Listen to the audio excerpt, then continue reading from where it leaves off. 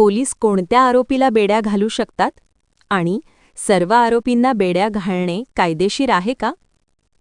भारतीय कायद्यानुसार कोणत्याही आरोपीला अटक केली म्हणून त्याला आपोआप बेड्या घालण्याचा अधिकार पोलिसांना नाही. CRPC कलम 46 अटक करण्याची पद्धत आणि BNSS कलम 43 अंतर्गत अटक करताना आवश्यक तेवढाच बलप्रयोग करता येतो, परंतु बेड्या लावणे ही नियमित प्रक्रिया नाही. सर्वोच्च न्यायालयाने प्रेम शंकर शुक्ला वर्सेस दिल्ली ॲडमिनिस्ट्रेशन 1980 मध्ये स्पष्ट केले की बेड्या लावणे हा अपवाद आहे, नियम नाही.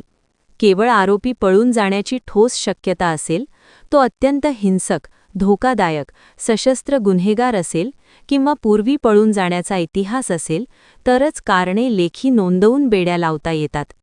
त्यानंतर citizens for democracy versus state of Assam 1995 मध्ये न्यायालयाने निर्देश दिले की सर्व आरोपींना एकसारखे बेड्या लावणे बेकायदेशीर आहे आणि न्यायालयात हजर करतानाही बेड्या लावण्यासाठी विशेष कारण आवश्यक आहे.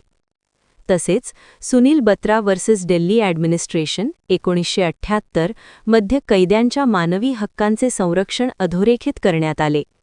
संविधानाच्या कलम 21 नुसार प्रत्येक व्यक्तीला जीवन व वैयक्तिक स्वातंत्र्याचा अधिकार आहे, ज्यात मानवी प्रतिष्ठेचा समावेश होतो.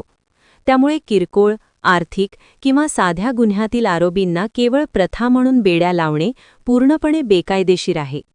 निष्कर्ष असा की सर्व आरोपींना बेड्या घालणे कायदेशीर नाही, तर फक्त अत्यावश्यक, अपवादात्मक आणि कारणांसहित परिस्थितीतच ते शक्य आहे. अन्यथा संबंधित अधिकाऱ्यावर कायदेशीर कारवाई होऊ शकते. म्हणूनच अटक म्हणजे शिक्षा नाही आणि आरोपी दोषी सिद्ध होईपर्यंत तो कायद्याच्या दृष्टीने निर्दोष मानला जातो.